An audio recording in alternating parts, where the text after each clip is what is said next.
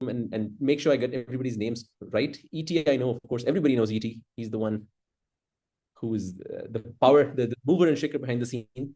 Lorna, of course, she's our president, the person who's driving this year, taking us to new heights from the previous year. So Lorna, thank you very much for the work you're doing. Then let me see. Ayush, I know I met Ayush yesterday, so he and I are like, we're like neighbors practically compared to the rest of you from all over the world. All right, Tim is back. Yeah. All right, lovely Anna. You seem to be a new person in the meeting. What should I call you if you're there? Yeah, Tim. Anna is fine. Thank you. Anna is good. Okay, good. Welcome, of course. And we're just going around the room to make sure everybody knows everybody, and we are sort of starting off at the right foot.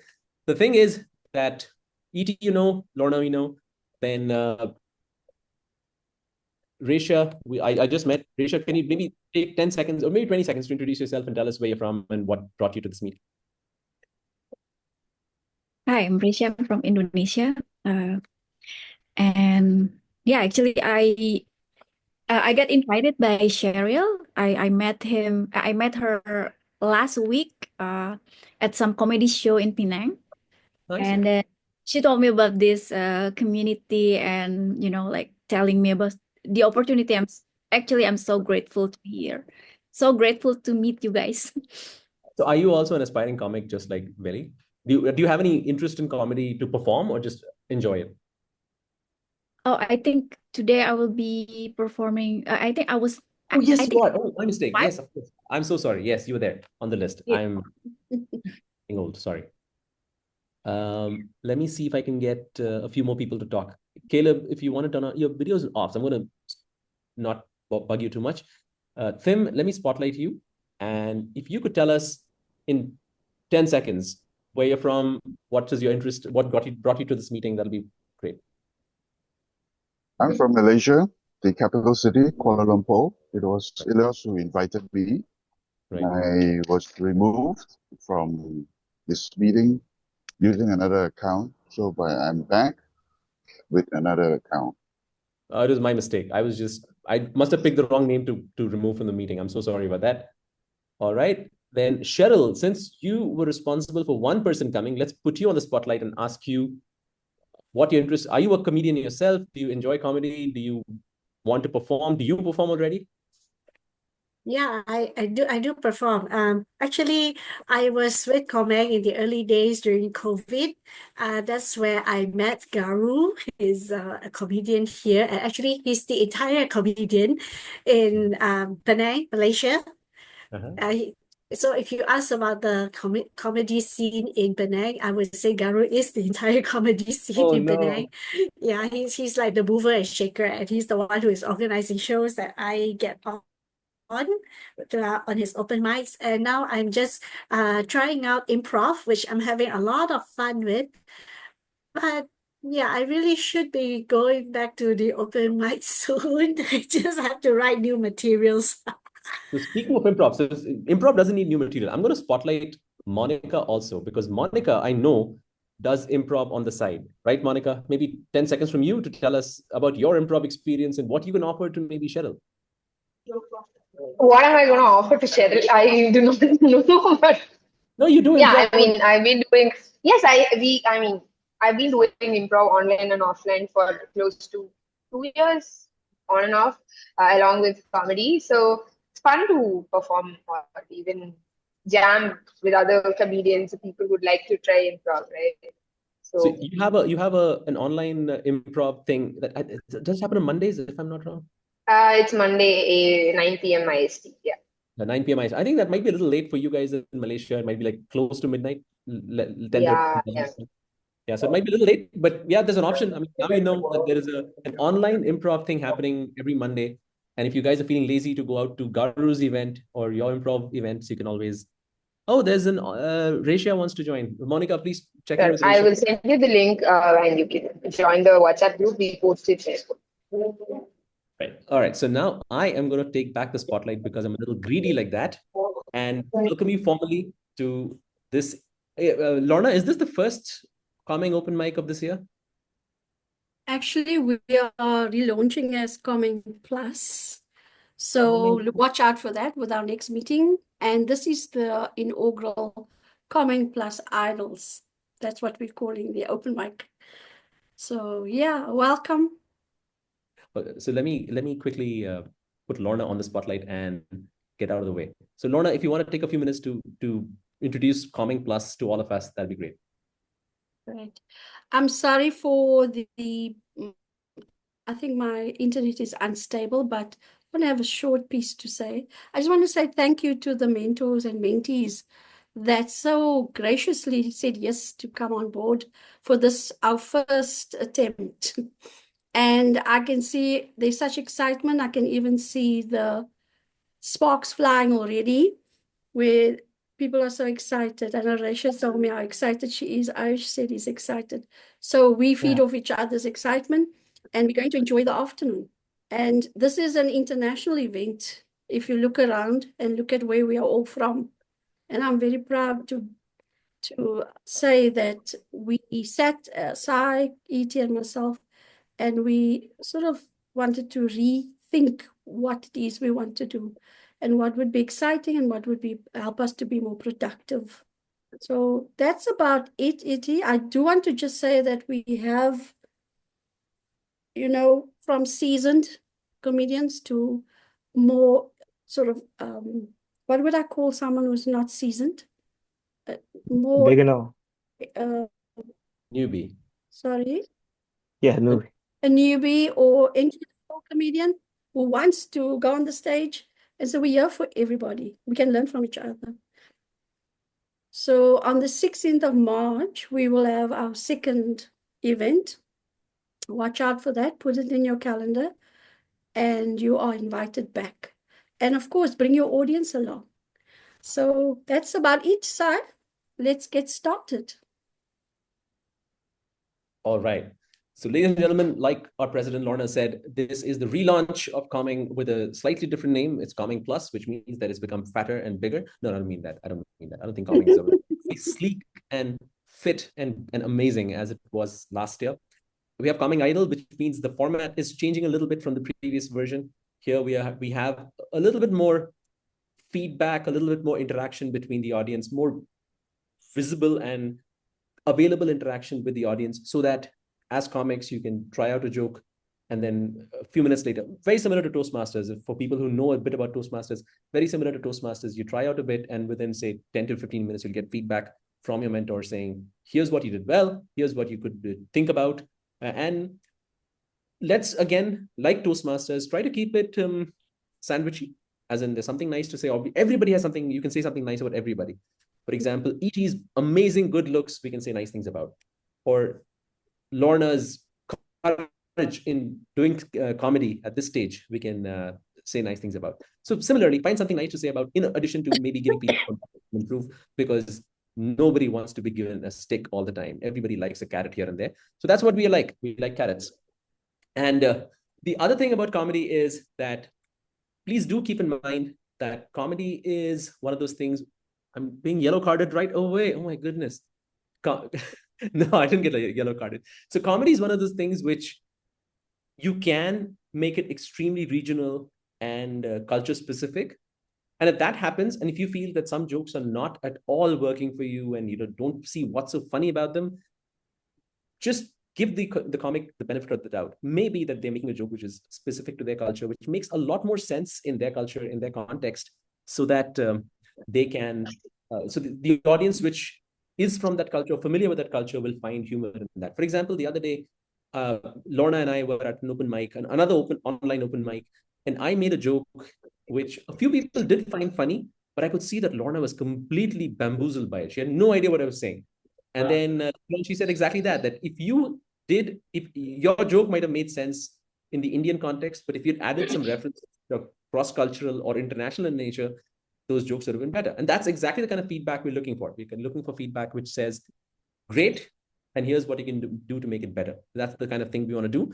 We have about an hour and a half at our disposal, and we have 5 amazing people who've signed up to be our comics for the day, one of whom you've already met as the person behind an improv night. Her name is Monica.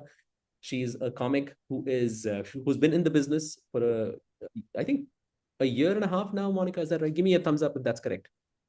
5 years. Wait, did you say 5?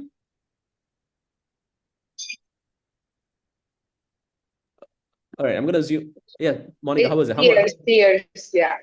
Oh, you said 3. Okay, I thought okay, my mistake. So 3 years. She's been in the business for 3 years, and her comedy is always very topical. It's about things that people deal with on a daily basis. Women, men, all of us deal with on a daily basis. I've heard her. She's extremely funny, and I am going to spotlight her alongside myself and then explain how the timing is going to work. So for all the comics, please keep in mind that you have a limited amount of time. We don't have unlimited amount of time. We can't keep going on forever. We have about 5, 6, and 7. Is that right, Lorna? I should have seen your messages, but I have not been able to. Where's Lorna? They have 8 minutes in total, so it's 6, 7, and 8. 6, 7, and 8. And if you want to So start I'll show off, green. I'll show green for. Go ahead, Lorna. Sai, can you hear me? Can I show the cards so that they can see the? I'll raise my hand just so that they can see the cards, or should I not show No, the please do cards show at the all? cards so the comics know how to time the rest of their set. So please start. Please show your green at 6, and you can do that raise hand thing on Zoom, so it gets along the top strip. Your window will be first. So just do that, and yeah, there you go. So it's going to be green at 6, yellow at 7, and red at 8. Try to wind it up as soon as possible after that, maybe 30 seconds. But if you keep going, unfortunately, I'm going to zip you after 8 minutes. But keep in mind that if you need any specific feedback, you should have discussed that with your mentor, that what kind of feedback you're looking for. And if you haven't discussed that, if you want to take maybe 10 seconds at the beginning, if you said to say, I'm looking for feedback on my punchlines, or I'm looking for feedback on whether this joke has potential to amuse people outside my culture. So those things, if you want to do, please go ahead and do that. But other than that, I think my time on stage is going to go away. I'm surplus to requirements. Your first performer for the evening, Monica from Chennai. Hey everyone, thank you, Sai. Thank you so much. Thank you, Lorna, for the invite. So yes, how was Valentine's Day for all of you? Quick question. Did you do something, or Sunil is showing a thumbs up? What did you do, Sunil?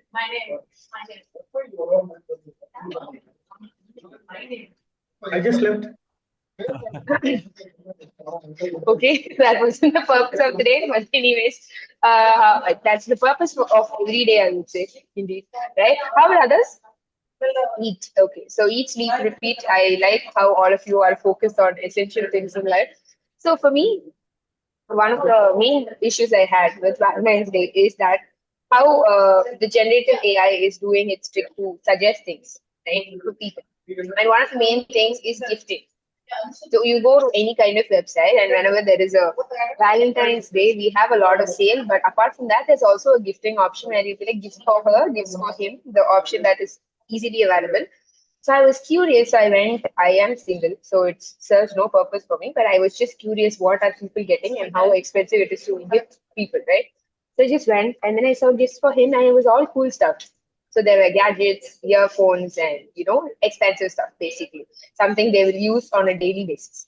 Then I moved on, and then I said, if I had a boyfriend, and in case he took the help of the AI, what will I get? Right? Everyone has curiosity, and I was also very curious. So I went, and then I opened it, and I was surprised because they suggested different things what a 14-year-old girl will have. So there was plushies, there were roses, the gold ones that you put in decor, and then I don't know, all cute-looking stuff which serves no purpose. And also there was a journal that said, "You are the best." I was like, did Women's Day arrive a little earlier? Because generally women get all this motivational quote things only closer to Women's Day, and that's one day we are celebrated most than the rest of the year. Rent a boyfriend, oh. No, Chan, I don't think we have that option in India. Maybe I can start the business and see if that will work well for the rest of the women, right? So it's been like that. But marketing has been a very weird thing in the entire existence. And they've been overusing this word suffering. Like when suffering is a word when you are stuck, when you are, having like a disease that's getting time to cure and all those things.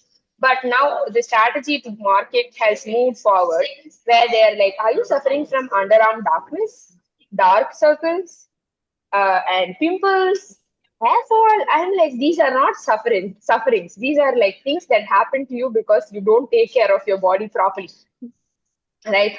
And being in India, and if for people who do not understand the culture much, we generally people in most part of the people wear long clothes, especially women, so that they can be safe, right? And I got a suggestion for an ad for a bum lightening cream.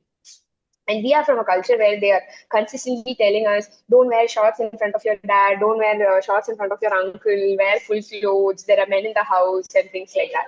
Why will anyone need a bum lightening cream? And also, who's going to tell me if it's actually working? Right? And what's the reference point? Earlier, we used to have this fairness cream called Fair and Lovely, where there is a gradation of skin color where you like in 4 weeks this will become this. I mean, you can't do that. I mean, and even if it happens, who's there to keep checking? I mean, yeah, that's been there. And also, when I went to do a online shopping for a bag, right? And generally, when you're buying a bag, you're considering capacity, design, size, the compatibility, what and all you can carry, and all those things. But to my surprise, I saw a model and a bag, not model of the bag. You know, if you read the lines correctly, there is a model and a bag next to model next to bag on top of model on top of bag. I'm like, who are you selling? I am here to buy only the bag. I don't want the model. And I think that's been my time. Thank you so much. It was lovely performing to all of you. Ladies and gentlemen, I did not expect to be asked on a Sunday evening if I wanted to, how to judge whether a bum is getting lighter in color or not. This was not on my agenda for the evening to discuss and think about how to check if somebody's butt is becoming lighter in color or not. But Monica, thank you so much for asking the questions nobody thought to ask, because those are the kind of things that a comic is supposed to do. They're supposed to expand the audience's mind and make them think about things they've never thought about and have clearly never ever thought about how to make behinds look less dark in color. I don't know. And Monica, here's the other question for you. Your ads are personalized to you.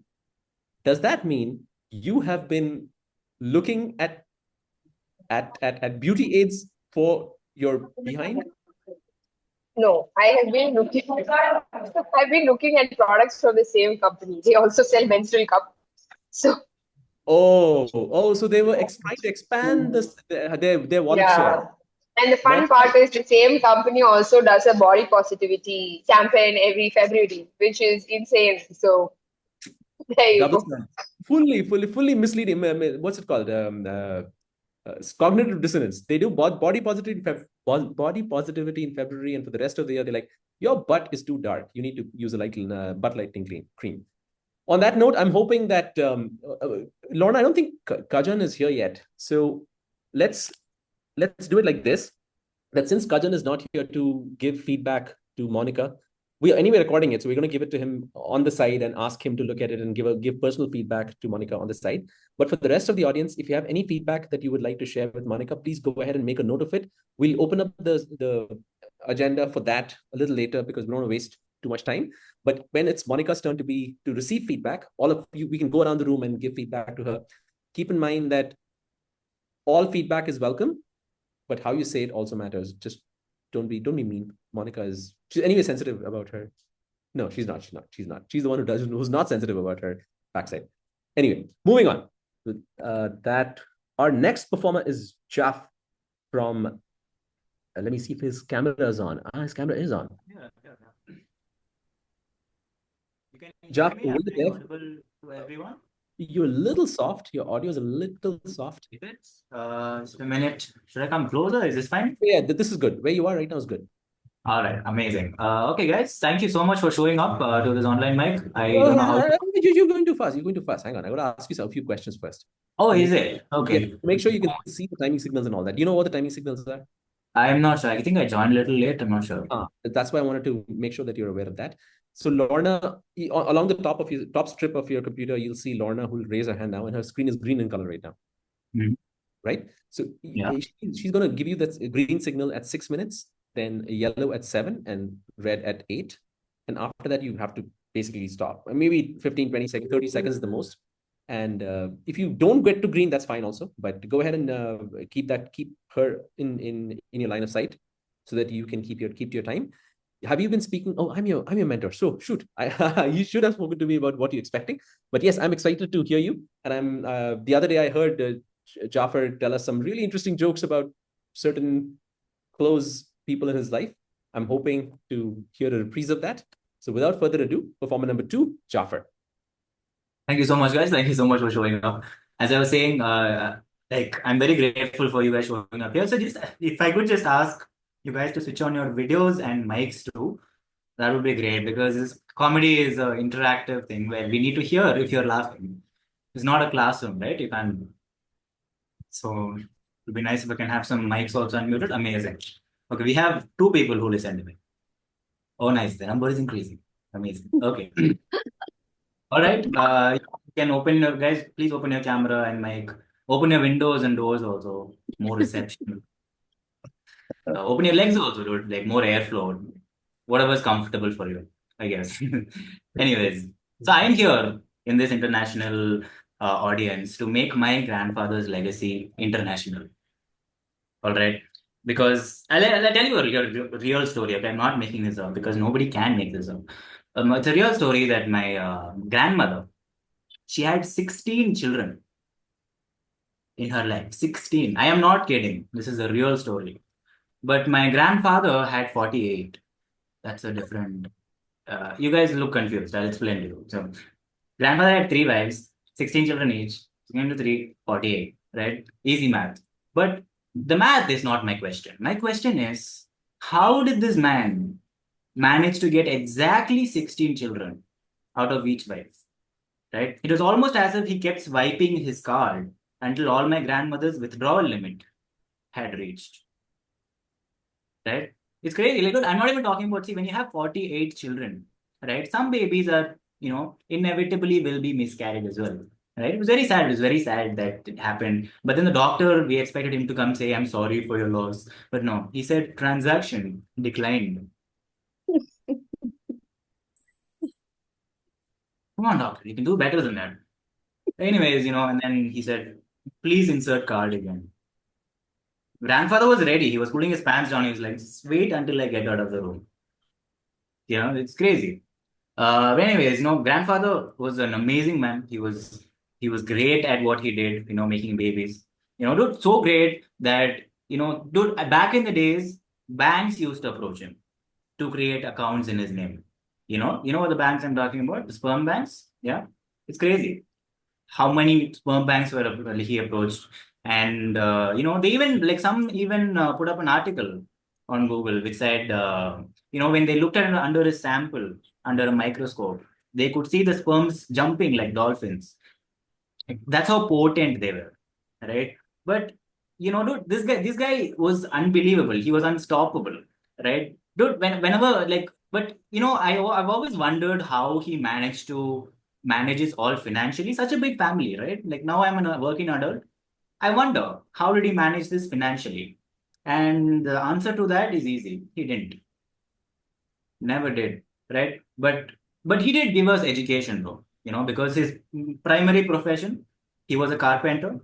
So it means his main source of income was dowry, of course, because 3 wives, like, come on, he's a rich man. But he was in profession a carpenter. That is true. I did my digging because there's no other explanation to how he was so good with his wood. Right. Yeah. It's crazy. But anyways, dude, it was going out of hand at some point. Like when schools started asking for donations, my grandfather would just give 2 more children as donation to them. The teacher would ask them, like, first day of school, I remember me and my sister were dropped by my grandfather. Teacher asked my grandfather, when would you be coming to pick them up in the evening? He said, keep them. It's okay. It's crazy. But what's done is done. What is done is done. And we had to, acknowledge this achievement that he's done. 48 children is not a it's not a very small feat, right? We had to we had to acknowledge this achievement. So the family ordered a roundtable conference, because normal tables are not enough for us. Ordered a roundtable conference, and we decided to get him a souvenir for his achievement. So the family decided to get him a vasectomy. What else will they get? Right? The doctors refused to operate on him because 2 nurses got pregnant just by looking at him. All right? That's how potent this guy was. So we had to call the fucking bomb squad to come and defuse the bomb his reproductive system was. Right? Like, can you imagine the conversation they'll have? It's like, sir, which wire to cut, sir? The red one, bro. Sir, everything is red only, sir. Which one to cut? Sir, I see a blue one also. That's infected. Just let it be. Okay. It's crazy. But, but the operation was a success. It was a very big success because the operation theater looked like ISRO's launch base after Mangalyaaan's launch. You know what I mean? Because everyone was congratulating each other, everyone hugging each other, everyone was so happy, right? Because the operation was a success. He died. Yeah. He died, and out of shock, my grandmother also died the same day. The doctor came there also, checked my grandmother's pulse. Instead of, we expected him to say, I'm sorry for your loss. No, he said, account closed. But no, I'm kidding. He said it was withdrawal symptoms or something. I'm not sure. But, and then, dude, here's the thing, okay? We buried them. It is a great funeral. We had so much fun burying them. I shouldn't be saying this, but because it is a middle class family's dream, right? 2 funerals at the cost of 1. Who wouldn't like it, right? We went crazy on the funeral. And here's the thing, bro. Here's the thing, okay? 9 months later, there was a bump on his grave also. I'm like, dude, I'm here on Bumble and Tinder trying to get laid. This man is getting laid in death. Anyway, that's something about my grandfather. I'll leave you guys with one more joke. I think I have 2 more minutes. I'm from Bangalore, from India, and this city is known for its traffic. Okay, it's insanely crowded. This place, I got stuck in traffic while walking. That is how bad it is, right? But then I decided, okay, I'm going to take a cab if I have to go further, and I decided to go by a cab. And Bangalore traffic police have a very good thing, which is very good initiative by the government. Actually, they put signboards everywhere there is a need for signboard, right? A speed breaker ahead, very clear. School zone ahead, go slow. Traffic, like accidents happen in an area, accident prone area, simple. But we Indians are a little complicated. We tend to fuck up our spellings a little bit, especially on traffic boards where it matters, right? One time I saw this board which says accident prone area. It's supposed to say accident prone area, but it said accident porn area. So what can you expect? Like, what can you expect? 2 cars are coming to crash into each other. 2 cars are coming. And instead of making the crashing noise, they're like, huh? What will you call the fucking security camera footage of this incident? A big black lorry banging a cute little hatchback. 144p. Anyways, guys, thank you so much. That's been my time, and you've been an amazing audience. Please give it back to your host, Sai.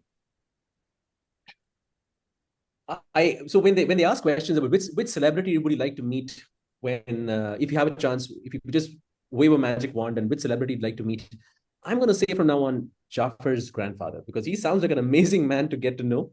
Because don't get laid with him. That is all I'm asking. I'm going to try and stay safe. I'm going to be safe. I'll keep a plexiglass between the 2 of us. So, but anyway, so that is an interesting set. And once again, I am his mentor, so I will be giving feedback at the end. But I will have hopefully, if others have any feedback to share, please do keep that in your head when you're ready to do the feedback session. I've been asked to advise all of us to keep our cameras on if possible, and if possible, also keep your audios on so that we can hear each other. Unless you're in a noisy place, if you have background noise or there's music playing in the back, or you have, in my case, I have a kid, so it's always a risk that he's going to walk into the room and start talking to me. So if you have those things, in that case, you can keep your audios off, but otherwise, please try to keep your audios on. It'll be fantastic for our performers. Speaking of which, we have a performer coming up called Sunil. Let me spotlight Sunil. And I'm going to tell a little joke, and I'm going to try and see if this joke has any international appeal. So in India, the way it works with names is that many names, not all names in India, many names have a prefix and suffix, where you break up the name into the prefix and then the suffix, and you combine them and say, okay, this is what the name actually means. So Su actually is one of the prefixes in many Indian names, and it means good. And nil, of course, is nil. It is what it is. So we were teaching this exact formula to our kid that, you should break up the name into prefix and suffix, and that way you'll understand the name a little better, more deeply. So he comes and asks me, Daddy, then what does Sunil mean? Does it mean good as in Su as in good and nil as in nothing, good for nothing? Does Sunil mean good for nothing? And I don't know if Sunil would appreciate that kind of a joke, but yes, our third performer for the evening is Sunil, who's going to be mentored by Ravin. Sunil, I'm hoping that you have been in touch with Ravin to explain what your needs are from your comedy set. And if you have, are you aware of the timing signals that Lorna will be sharing? Yes. You're good to go then. Sunil, over to you as the third performer. How many of you fell in love and lost a tooth? Fellow comedians and all the wonderful audience, I did. When I joined my college, I was poor in physics, maths, and chemistry. But what bothered me the most was my poor chemistry with girls. When you are poor in something, you need to have a mentorship. So you approach a mentor. So if you have a mentor, you have somebody to blame for the errors you commit, right? And to err is human. To blame is human too. I have decided to take the mentorship from my friend Tony, who had an enviable chemistry with girls. So I approached him. He told me he agreed to mentor me. Only thing is, I have to feed him at the college canteen. So we were seated in the canteen across the table in front of a large pizza, and he was eating and eating and eating. And after completing about 2 pizzas, he started speaking. I was all ears, and so was the table boy. So Tony told me, Sunil, you are suffering from glossophobia. I had the shock of my life. I never realized that I'm suffering from such a deadly ailment. Then Tony told me, see, there is nothing much to worry about. It is the fear of speaking. So to overcome that, all that you need to do is to go and start speaking. Now, Tony started telling me how he fell in love. So he told me he had a girl who he had a crush on. So he gathered all the courage and walked up to her and told her straight. This is as simple as that. Well, I decided to try the same thing. So what I did is, I just ran to the ladies' waiting room. And when I ran, I saw this table boy was following me. I turned around and asked, why are you following me? I told me, who will pay for pizza? So I paid him. And by that time, my dream girl, Nina, was standing in front of me. So I took up all the courage, looked at her eyes straight, and told her, I love you. Now, Tina, but when I said it, I noticed this office boy was running away because Nina happened to be the daughter of the canteen owner. Well, that was the first thing. The second time, I went to Tony again and told him, okay, this is what happened. Tony told me, say, don't worry about it. This time when you go, just go to another girl and use a prop. So I walked up to the girl. Her name was Gina. I went and bowed in front of her and told, will you marry me? Gina looked at me and she told me, do you know who I am? I am a teacher. I am not a student. And then Then my rustication from the college was lifted after 3 weeks. So I came back and I was again sitting with Tony, and the table boy was still waiting. Now he asked me, okay, now tell me who is your dream girl next? And I said, it is Tina. And there were two voices. The second voice was from the table boy. He told me, okay, now you tried first your speech, second time you tried a prop, and this time you try some body language. Okay. So I went to the girl, Tina, and hugged her and kissed her. And trust me, my friends, she was the girl who made an indelible mark in my life. The mark of her 3 fingers on my left cheek faded away in a couple of weeks, but the tooth is still missing. Next time, Tony advised me several things, but I was not having the courage to approach any girl. So Tony told me one thing, that those were the most motivational words which I ever heard. He told me, Sunil, if you fail once, try until you get married. So eventually, I got married. This table boy, he also got married. He married Tina, and he became the owner of the coffee shop. And my friend Tony, he also got married. He married Gina, the girl who is athletic in nature. And years passed by. My fear, glossophobia, it continued. A friend of mine advised me the best solution is that you go and join Toastmasters. He recommended a Toastmasters club. So I ran to the Toastmasters club to join, and when I turned around, I saw my wife was following me. I asked, why are you coming with me? I want to join Toastmasters too. So being in Toastmasters, I learned to speak. And my wife, she learned to evaluate. So I became a regular table topic speaker because in my club, table topics are not getting evaluated. And there was this day, I wanted to visit Tony again after many years. So I went and I realized that Tony was now divorced. And now he was living with a beautiful, fair, female Iranian cat. And I asked him, why are you living with a cat instead of a woman? He said, this is much better because at least when the cat poops, you don't have to clean. Only difference is that if you have a wife and cat, if the cat poops, you have to clean. And if your wife does, you don't have to, at least every time. And I told him about my life. I told him, see, I was in Toastmasters. I achieved several accolades in table topics. I showed him that blue ribbon which they give as a best table topic speaker. And told, see, then he asked me, okay, what is this table topics?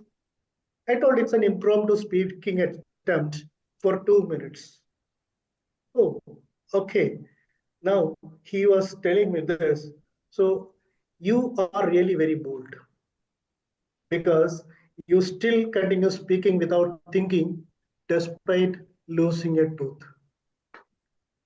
Over to you. I've heard of long in the tooth. With age comes wisdom. People become wiser with age. This is the first time I'm hearing of losing a tooth to gain wisdom on what not to say to the woman of your dreams so that you don't get slapped. And another thing I noticed about Sunil's college, it seems to me that there is a big emphasis on names which sound essentially the same. Nina, Tina, Meena, Gina, all of them sounded the same to me. And I was getting confused about who's whom. But on that note, we're going to take a quick 5-minute break to talk to the people who've joined us a little late. I think Jillian was one of the people who joined us just now. And I thought I saw Narendra join as well. If you guys could turn on your video, I'm going to remove myself from spotlight. Ayush and Resha, hold on for a few minutes, we could just make sure that everybody feels welcome and they feel part of the conversation and feel part of the audience. Jillian, if you could turn on your video, Narendra video, if possible. Yeah, And hi. I'm so sorry. I can't turn on the video. I have a bandage on my neck. So just recovering. So thank you. Good to see you all again. Yeah, I just came in. Thank you. all right, good to have you. Good to have you. And I'm hoping that that bandage is not of anything serious and it'll get removed quickly. Yes, it will be removed in a week's time. Yeah. All right, sounds good. I'm happy to hear that. Thank you. Jillian, are you with us or not with us? Jillian is giving us the cold shoulder, the cold treatment, like one of Sunil's friends. Rex is joining. Anybody expecting a guest called Rex? Because that sounds like a cool name. Rex, what we're doing now is just chit-chatting with friends, among friends. We have 5. Maybe Daniel Rex. I see. Okay, Daniel. T-Rex. It should be D-Rex. No, why T-Rex? I know T-Rex. I know what T-Rex is, but given the name Daniel, it should be D-Rex. Anyway. And room 2 Hades. It sounds Hades is something to do with hell. Who believes that they're in hell right now? Room 2 Hades. Is this Hades, really you mean? Hades. Yeah, Hades. Okay, fine. I mean, yeah, Hades is okay. But is that a reference to hell? Is that what is going on over here? Hades is not talking to us either. Okay, I think we're in that state where we are just speaking at people and they're not talking back to us. So, which means basically that this 5-minute break has to come to an end. We can get back to the business at hand, which is to enjoy some more comedy from our next and final 2 performers, Ayush and Resha. But first, we're going to get Ayush in the mix as participant number 4. There he is. Ayush. Hi. Oh, hang on. Why is everybody in such a rush to get to perform? Well, you'll get your time. I just want to make sure a few things. One, you can see Lorna's screen and you can see the colors change. Yes, I can. All right. She will do something to make sure you can see it. Then the second thing I want to do is Ayush. He is a teenager. He looks like he's like ready to get out into the world and own the world, but he's actually a teenager in college. He's an engineering student and he is ready to take on the world through comedy. I met him the other day. I loved his jokes, and I'm excited to hear what he has for us today. Ayush, take it away. Hang on. Ayush, hang on. Somebody is talking on the phone with someone else, which is not what we want right now. We want a little bit of silence with respect to our performers. If you have noise in the back, please turn it off. Otherwise, Ayush, the stage is yours. All right. Thank you, Sai, for that introduction. So, for those of you who don't know, I'm an engineering student, okay? I'm a computer science engineer. And in Bangalore, the city I live in, if you throw a stone at anyone, 9 out of 10 chances are it's a computer science engineer. I don't know why, but here everyone does engineering. It's like a baseline. You know, when you buy a Rolex, right, you have to be on the wait list for 2 years. In India, if you want to do engineering, if you want to follow your dreams, you have to first be on the wait list for 4 years. And that is called engineering in India. So that is what I'm doing. I'm on the wait list right now. Can't wait to finish these 4 years of engineering. All right. But don't get me wrong, engineering is fun. I have really nice friends in college. And I live in hostel actually. That's crazy because I am from Bangalore. My house is in Bangalore, but I still live in hostel.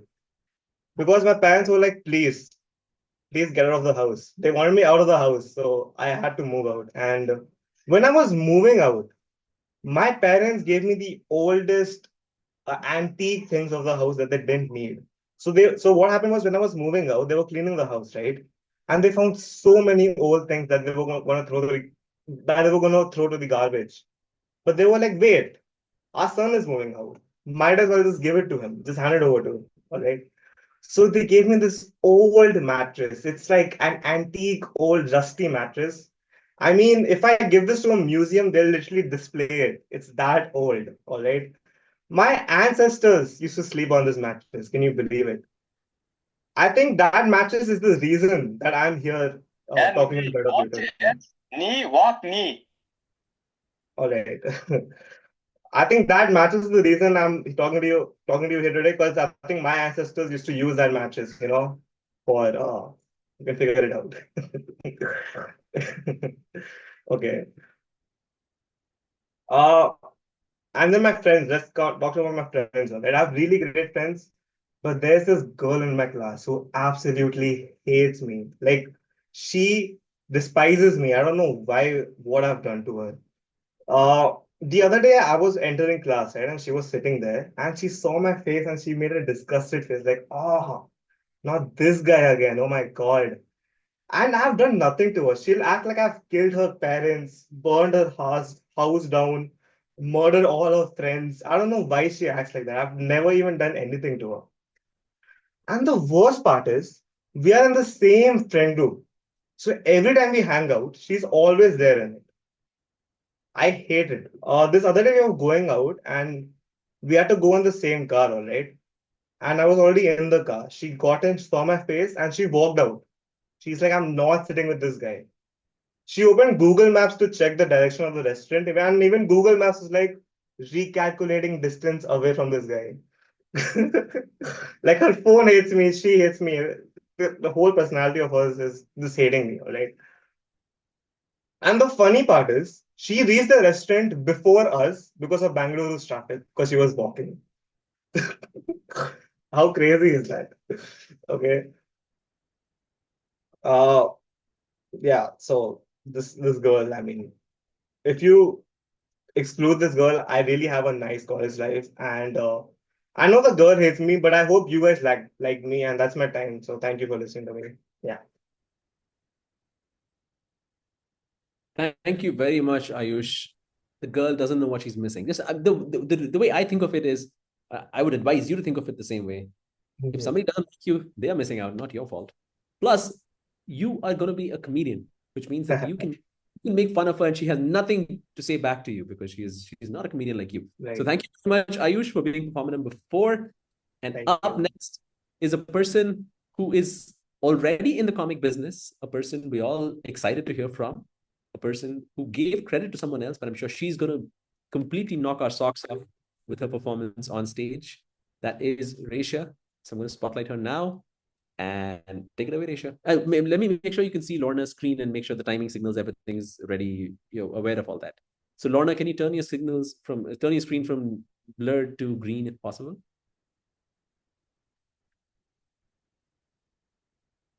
All right, can you see it, Resha? All right, good. You're on mute, by the way, Resha, if you are thinking. Can I check your audio? I can't hear you. Oh, can you hear me Yeah. now? Yes, Okay. I can hear you now. All right. Resha, over to you. All right. First of all, thank you. And okay. Are you guys ready to get depressed? Oh, I'm Resha. I'm Indonesian. In my country, sex outside marriage could get you at least 1 year of jail time. That's why I'm here. That's why I'm a virgin, not by choice. Full disclosure, this is not a comedy set.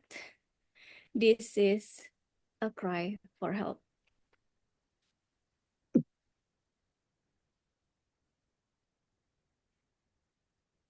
I tell you a secret about virgin, okay? We are very horny. I leave my apartment every day trying to get late. I'm here to find single non-smokers. Anyone. I don't have type, single, non-smoker, sandals, Crocs. Raise your hands if you are one.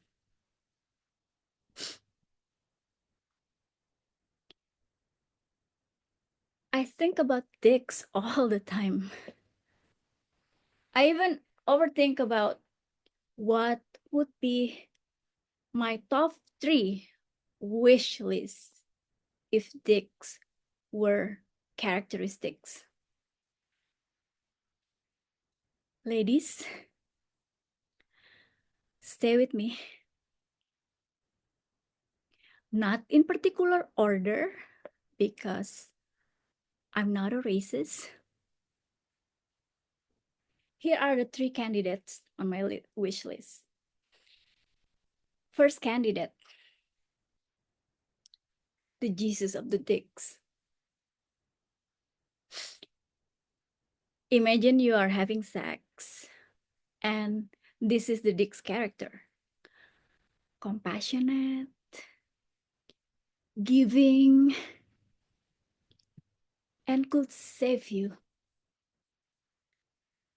Second candidate, the Jackie Chans of the dicks. Short, friendly, but could kung fu kill you. The third candidate,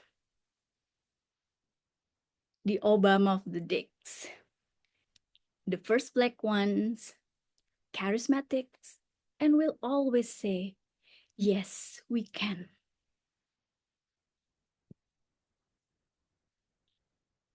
Yes, my life is sad. My sex life is hypothetical, and I don't pray. I'm not a religious person for a very specific reason. I dated 2 guys who look like Jesus. None of them performs miracles.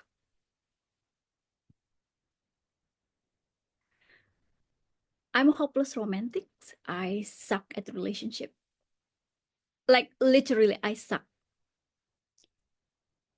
Being in a relationship with me is like, imagine this, riding an electric bicycle.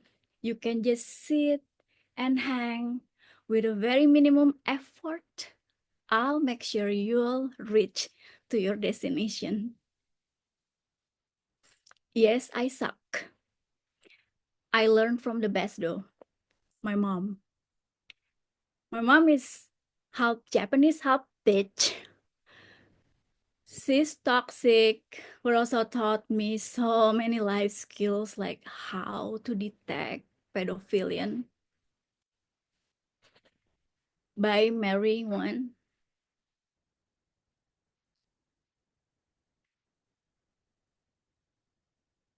It's empowering. I'm like Harry Potter, you know? The boy who lived, the boy who survived. Harry saved his ass, I saved my pussy.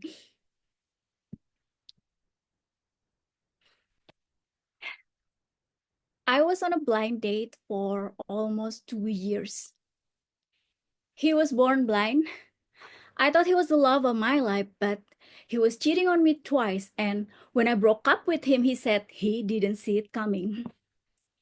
He felt blindsided by it.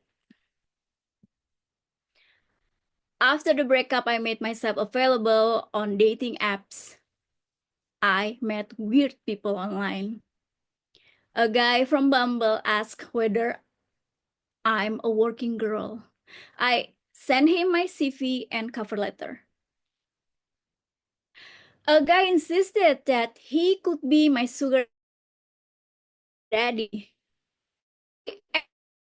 That sentence, sir, I made it very clear to him that I don't like sweet. I don't need a dad. And if I want a creepy old pedophile to be all over me, I could just go home. All right, I have a closing remark. I know it is a sin to explain joke, but I have to. I don't want you guys to misunderstand our relationship. Listen, my comedy is real, or at least it was at some point. Some stories might have happened yesterday, some years ago, and some maybe 10 minutes ago before I go on stage. Like maybe I'm a virgin or was a virgin when this show started. Maybe I got railed a while ago. Maybe I've been married 12 years and the whole set was just an elaborate tax evasion scheme.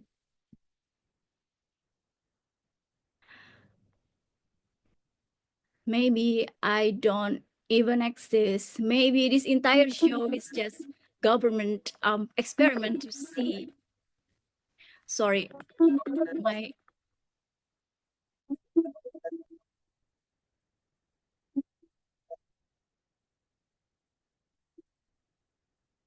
I don't know how to stop this. Is this the time? All right. Sorry, okay. Maybe just pretend it was happening. Okay. Maybe I don't even exist. Maybe this entire show is just a government experiment to see how much bullshit you will believe if it is funny. Or maybe, just maybe, I'm a deepfake created by Mark Zuckerberg to distract you from the fact that Lizard runs the country. Think about it. What I'm saying is, time and place don't matter. This is not a history lesson. Thank you so much. This is my time.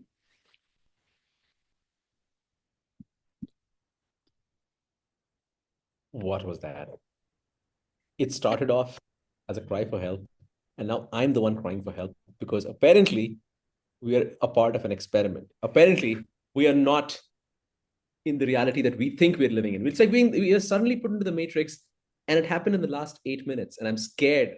I'm scared of Russia now. I don't know if I want to go to any of her stand-up shows anymore because it's gonna come. I'm gonna go in thinking I'm gonna have fun, and I'm gonna come out thinking I have existential dread. So that's Resha. Thank you so much for doing such a wonderful job, shocking us into amusement and laughter. You were amazing. You were wonderful. And before we go anywhere, I want to quickly launch a poll. Let me see if I got it right. Create the poll. Let's see what it says. I'm posting the link on our chat. Where is it? Please go ahead and vote up to 2 people because you can obviously vote for just one, but it'd be nice if you could vote for 1 or 2 participants as your favorite for the evening so that we can get a better sense of where people stand. And we'll share the results once all that is done. And while the polls are being answered by everyone, let me see if I can get a few people to talk to me while everybody's collecting their thoughts about what they heard and their feedback and any ideas they have for the comics to change or modify their set. Resha, I need to be supportive, man, because you scared me. Now I'm scared. If you are a government agent, and if you are a Mark Zuckerberg plant or a deep fake, I need to know, and I'm going to say as many good things about you as possible to save my skin. I'm not concerned about your love life. I'm concerned about my skin. Anyway, so let's see who's in the room who hasn't spoken so far. Hades has been ignoring us. Then Jillian has been ignoring us. Anna, you responded at the beginning, so I'm assuming that you're still there listening to the comics. What was your thought? What did you think about the sets that you witnessed? Anna, are you there?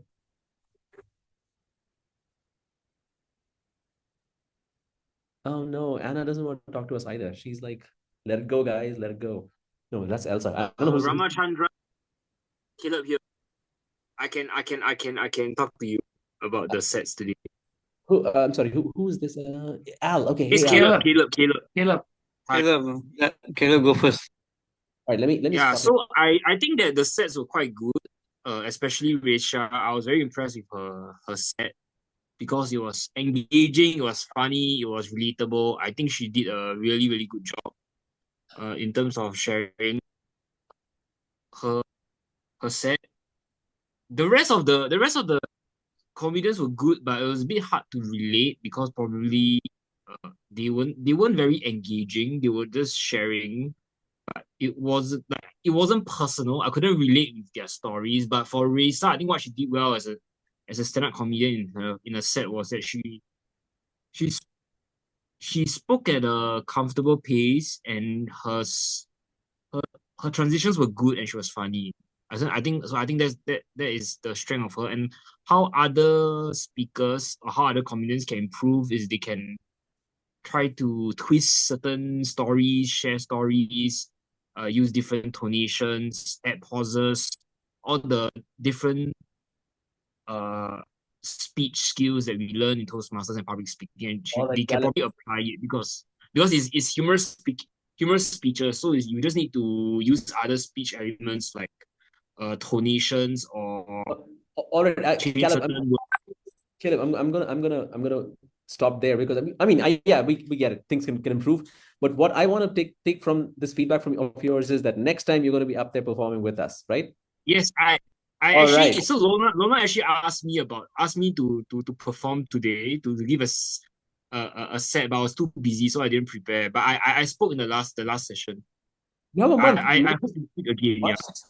I'm gonna have you up on March 16th, and hopefully you will also give us an engaging, thoughtful, thought-provoking speech that we will Yeah, enjoy. but I don't think it will be as good as Risa. Risa set the standard too You high. don't have to So I, compete. This is not a competition. It's not like Ratio. Just because Ratio is good, you cannot be good or any of those things. And yes, Lorna will decide. Hey, we have a little guy here who wants to be part of the meeting, but he's not. Anyway, so I know Ratio. I'm sorry, Lorna will decide, and all those things will happen. And I'm just saying that clearly you feel passionately about stand-up comedy, and you feel that stand-up comedy should be done with with all these tweaks that you're suggesting. So the best way to do that to put that idea across, to show it and not just tell us. So hopefully next time, that noise, sorry about that. Hopefully the next time we're up, we have an event, we'll have you. Thank you so much for sharing your thoughts. Let's see, Gondo, am I saying the name? I don't know if it's I remember you being referenced as Gondo last time, or is it Gary Kai? I'm not sure which one it is. Your video is still off, so I don't think you want to talk to us either. And there's somebody called Guest. We keep having guests at home. All right. So now what we're going to do is we're going to switch tacks and move on to the actual feedback that all our comics are looking for. Our first comedian, Monica, if you could turn on, is she still there? Where is Monica? Let me see. Hi. Yep.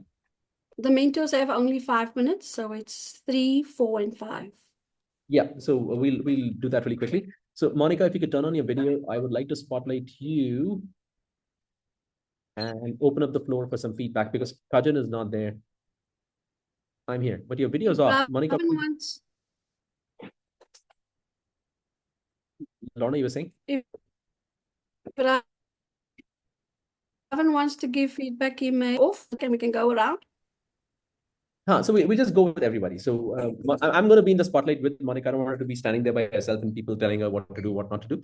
So thank you, Monica, for taking the effort to prepare a set and starting and sharing the set with us. Does anybody want to go first and maybe share some what you like? Let's go with what the things that people connected with, the stories that Monica told that they connected with. So I'm going to go, if nobody's starting, I'm just going to go around and ask people. So let's see, anybody has any thoughts to share? Please put up your hand and use the raise hand option on Zoom and go ahead.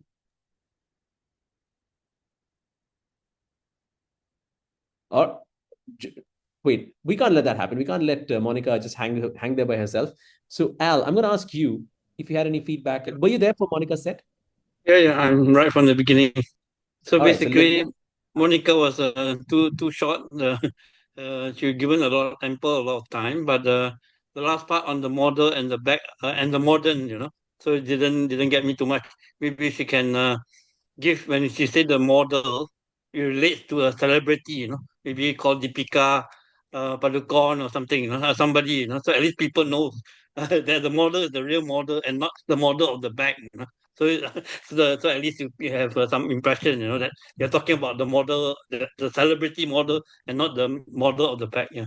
So that's all from my side. Yeah.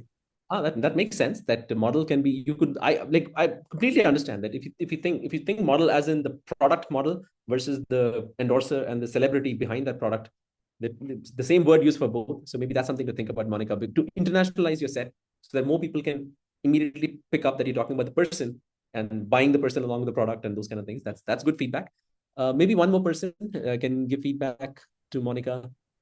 Resha wants to go. Let's add Resha to the mix. Okay, actually, I learned from Monica because I have difficulties to do the storytelling like a long statement. So I have difficulties on doing that. And Monica started with, like how to say, the solid things that I've been trying to learn and failed. And I don't know, it's just the style that I would love to be able to achieve. So congratulations, Monica. Really, I was blown away by, you know, the technical things, like I mean, you make it technical, like, which is, I mean, for me, long statement is hard. For me, I'm still learning how to do it. So Monica, feel free to say thanks, because you can if you like the feedback, then you should be like, yeah, thank you so much. I think that's good feedback. You're on mute.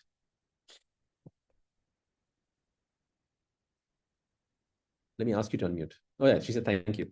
All right. So I think Monica seems to be in the middle of something else. Thank you, Resha. That is very, very nice of you to say. I'm going to drop you from Spotlight. My own feedback to Monica was that I like Resha. I like it shows that you've been doing stand-up comedy for a little while, because you were comfortable letting the audience sit quiet for some time and didn't keep throwing jokes at us and making sure that and get nervous when we were just waiting for the punchline to come. So those technical things made a difference. It showed a higher caliber of joke making, which is obviously there. I loved the jokes about the butt cream, which is, it is just hilarious to think that there is a company out there making products which preys on people's insecurities of that nature. I mean, I didn't even know that people could have. So I'm thinking a company which did the research on this and figured that there are people out there who are worried about how dark their butt looks in a bedroom. I'm like, it's unbelievable that there are people like that. So that could be something you could add to your set, that to show the absurdity of the fact that there is a marketing division sitting in a company with, say, I'm sure it's a VC funded company. There are millions of dollars being raised, which are being spent on research on what things they can convince women to buy. Butt cream, I don't know, something else, something absurd, that as people, you never think that these companies, there are actually people like you and me sitting in boardrooms and proposing this to their managers, that let's sell this as a butt cream and not just as a face cream. It's the same product, I'm sure. Let's sell it as a butt cream and see how it works. And there are marketing campaigns being run. Imagine the discussion around creating a marketing collateral which is talking about butts and has a celebrity, like some hotshot celebrity like Deepika Padukone, that, hey, Deepika, and she's an A-lister, like globally everybody knows Deepika Padukone. Imagine how much money they would have given her to say, please come and act in a butt cream commercial. So I think those things, those angles would have added more depth to the story and also made the absurdity more obvious. So that's the only feedback I would give. Other than that, I think the set was wonderful. Anything that anybody else wants to share, please go ahead and do that. Yes, this is Ravin here, Ravin from Malaysia. First time I'm here, so if I'm out of line, check me. No, please go ahead. Thank you. Monica, of course, I like the fact that you made an attempt. It all starts from there. To some extent, your first portion or your first half was impeded by the noise. There's a lot of background noise. I don't know where it was coming from, so I really could not pick up the bum jokes and all this because they came out in the early part. What really concerns me is I felt, okay, this is my feeling, I felt you went a bit too fast. It may be culturally normal in your country to speak at that pace, but when we come to an international audience, for example, here in Malaysia, we are not able to keep flow with your pace of speaking. If I may suggest, speak a little slower and pause every time you're made a punch. Let it sink through. When you pause, you're giving the audience, people like me who can't follow the speed, a chance to reflect on the statement and pick up the humor. That's what I may suggest. Take it for what it's worth if it's applicable. Otherwise, just dump it and pump it. Thank you, sir. Back to you. All right. So now I'm going to pick up Jaffer to his. Where's Jaffer now? Oh, there he is. Okay. Jaffer. What happened? Wait, I what think happened? he's not in this room. Yeah.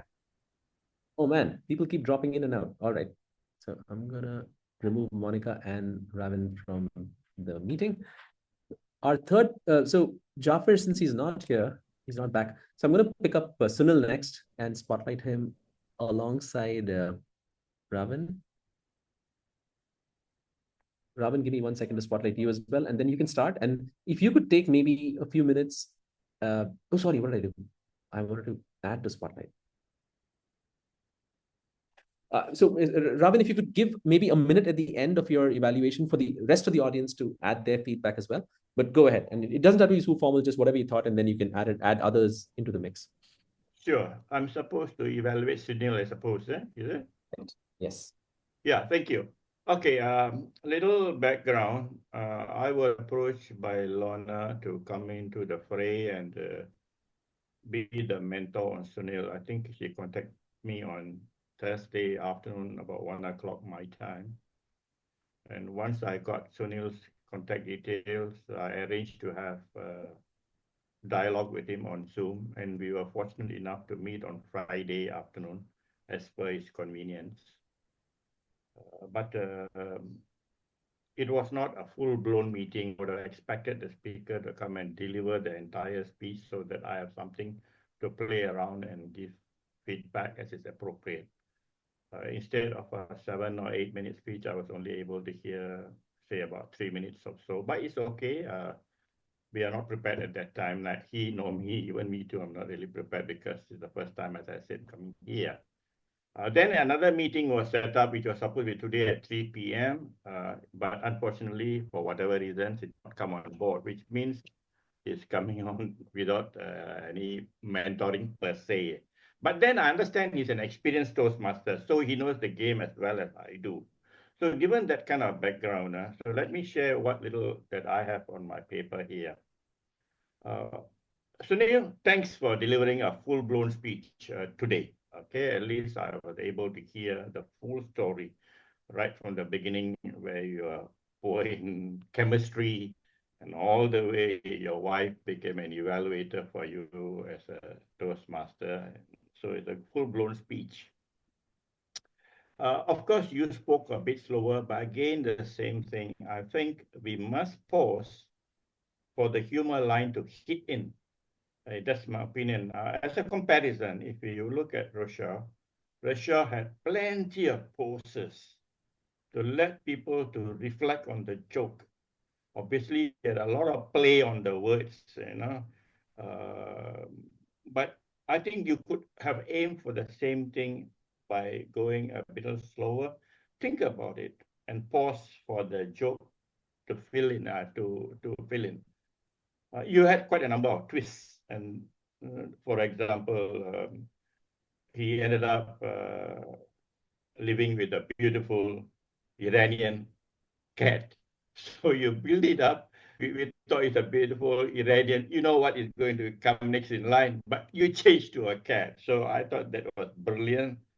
And then you also had other brilliant change of plot where you said that the table boy ended up marrying the girl whom you're first after, and Tony going after the next.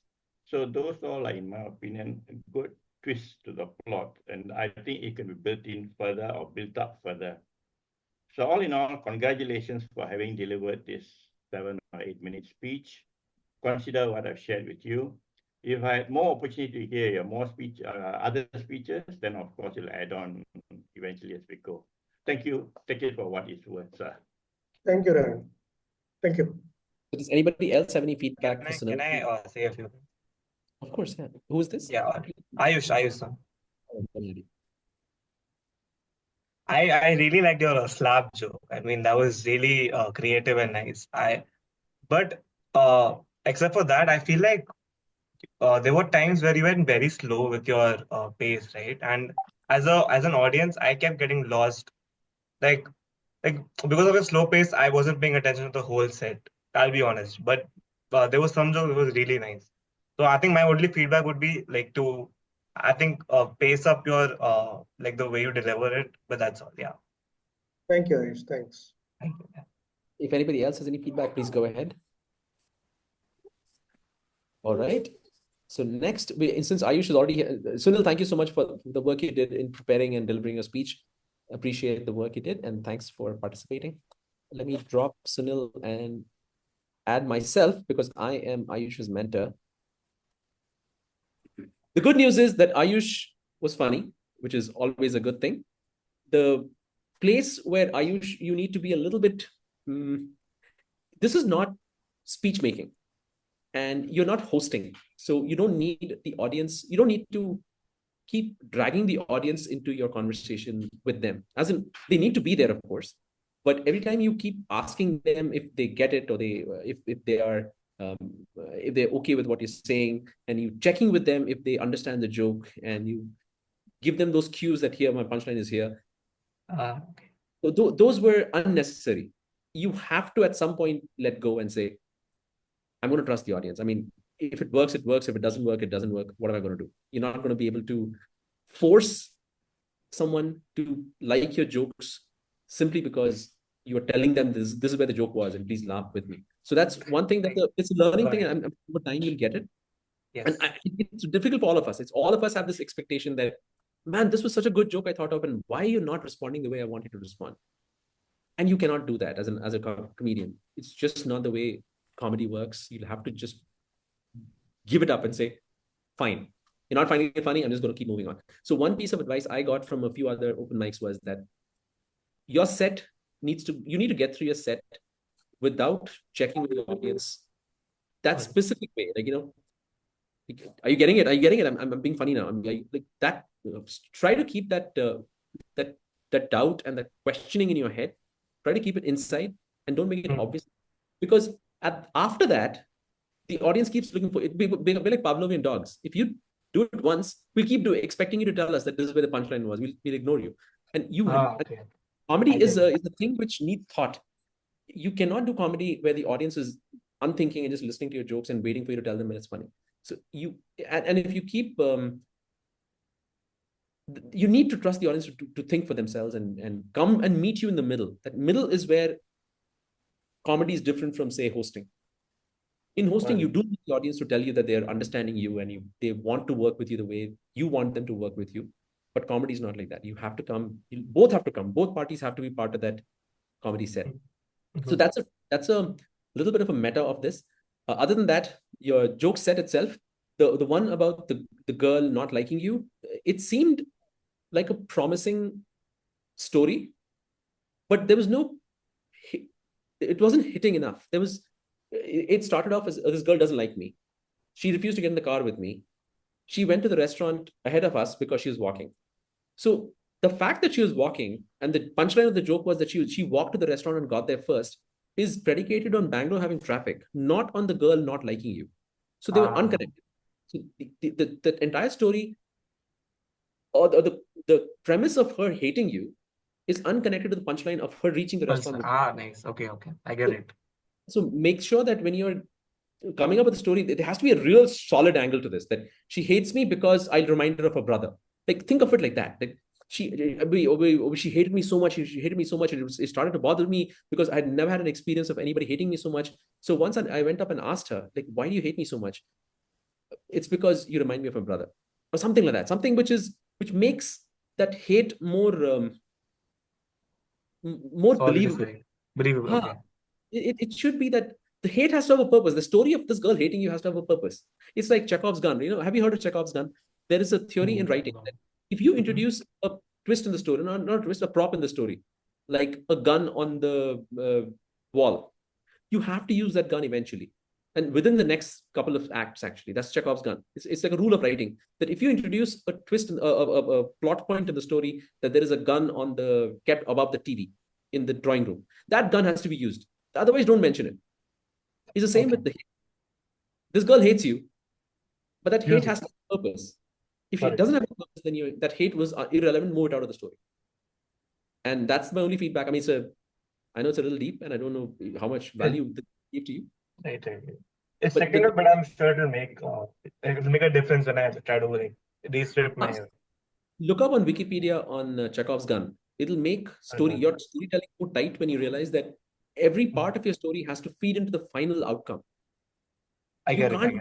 Random like diversions about her clothes and her hatred and all that, and suddenly she reaches the restaurant first because there was lots of traffic. That makes no sense. I'm just saying.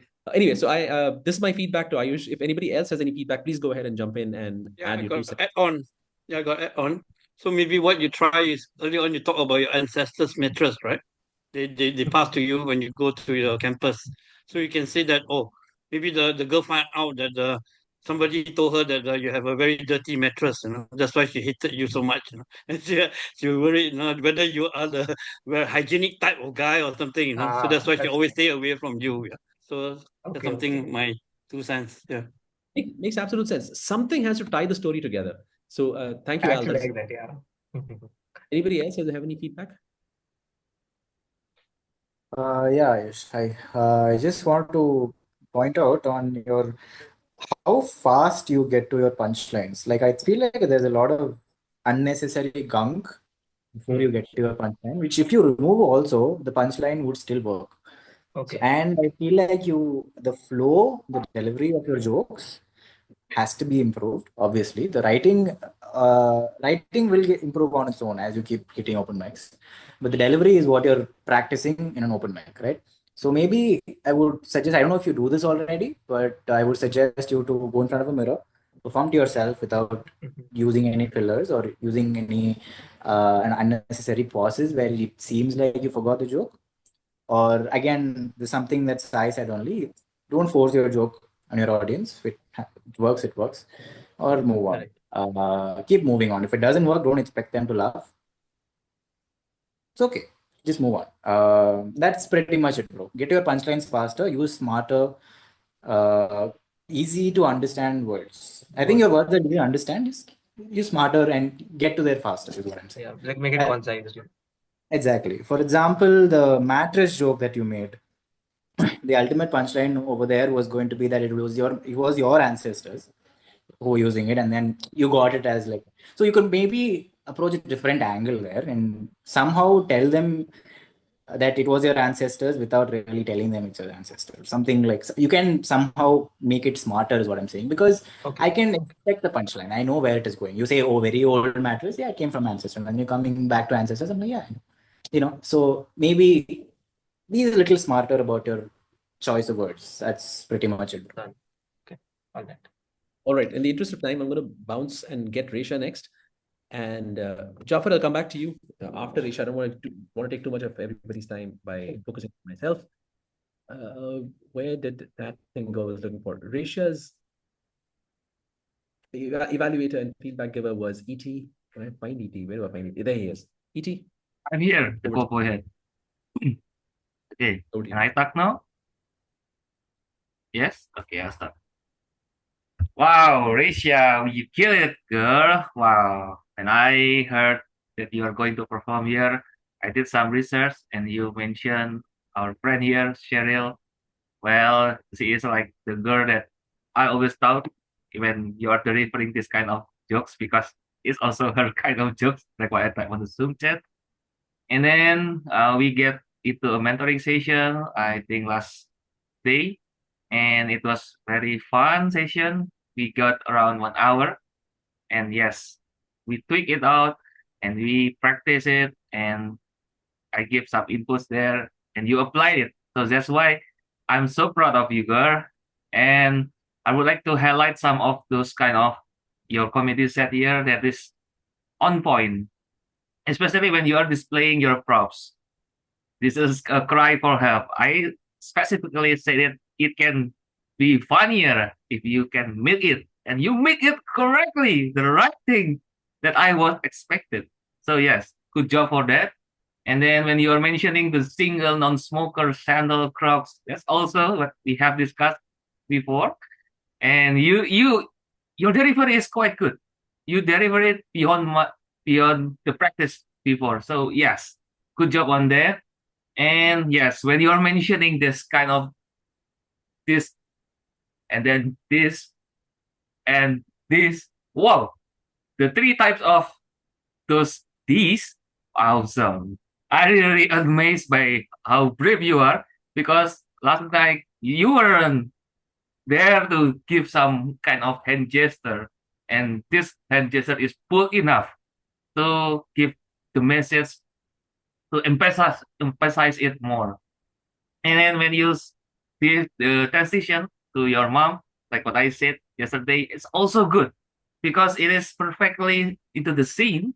And like we are going to the act 2 from your act 1, and you tell about the story of what your blind dating boy. Wow, You nail it. You're bringing us into your story. It's like we are there. Like we are there watching you hooking up with your boyfriend, the blind guy. And also when you are mentioning the 3 errors on your CV and cover letter, that's also good. You nail it because your delivery is top notch. It is beyond what we have done before. It is completely like from the scale 1 to 5. Yesterday it is like on around 2.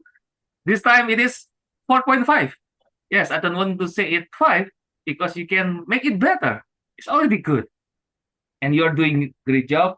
And especially when you are doing those kind of interaction with us on the screen, when you are paused and you put on the dead serious look. Whoa, it looks like you're staring at us exactly to the heart.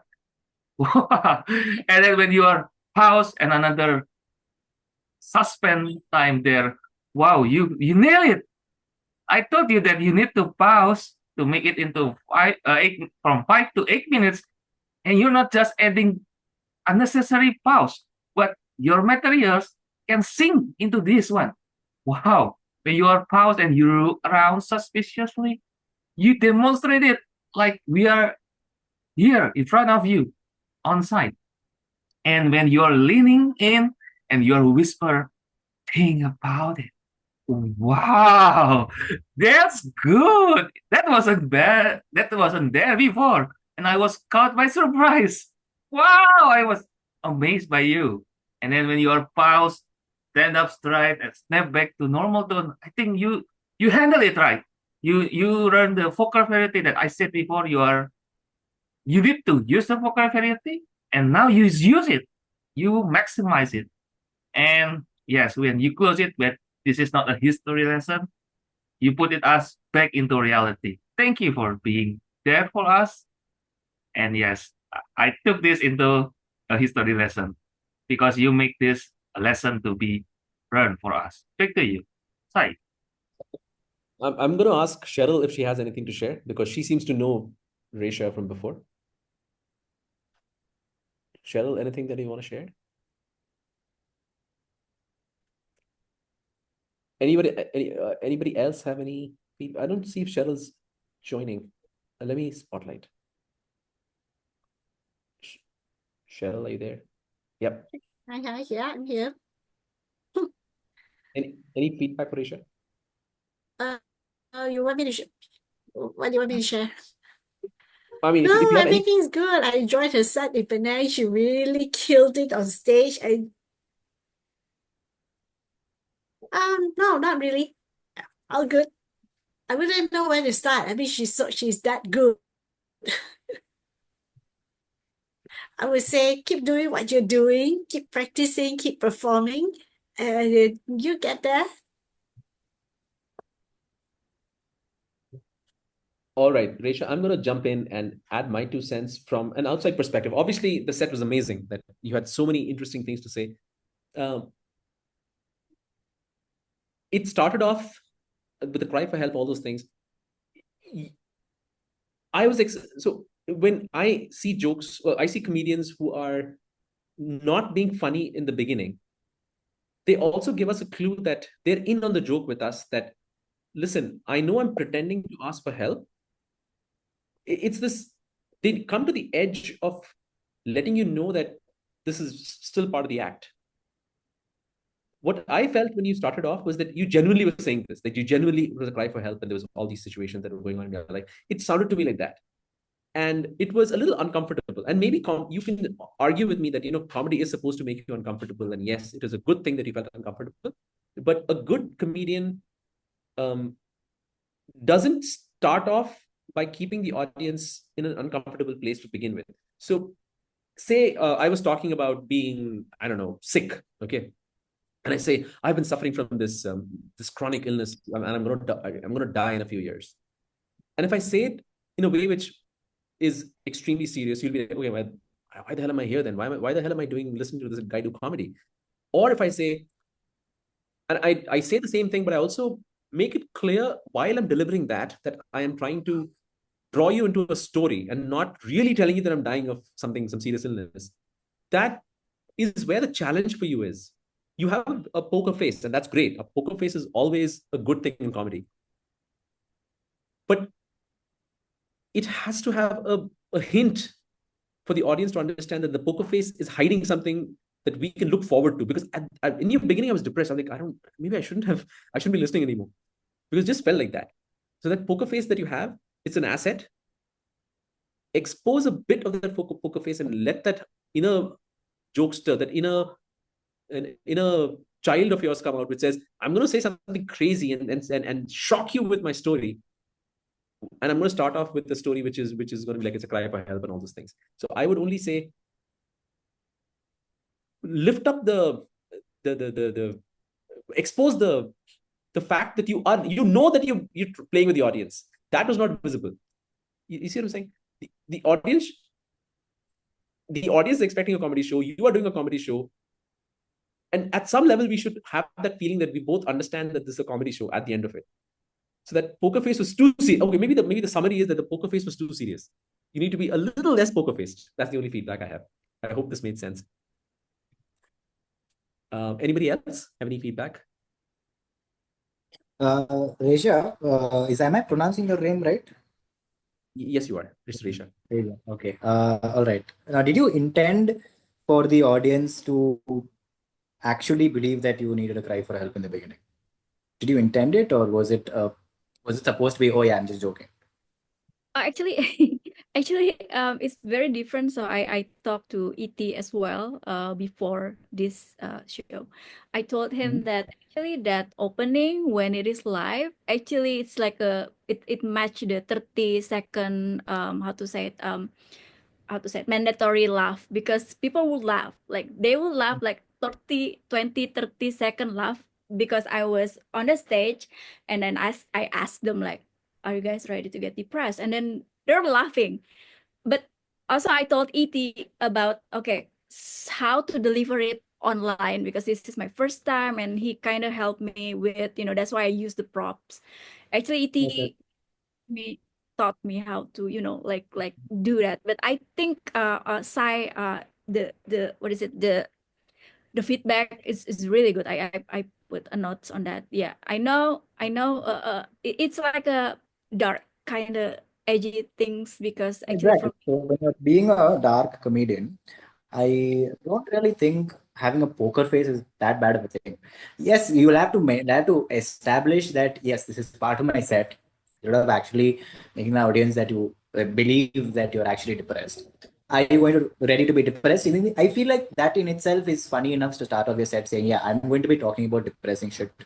Warning. So that has already been established. So I don't think that poker face thing, and your deadpan is insane. It's insanely good. Like you're nailing it every time.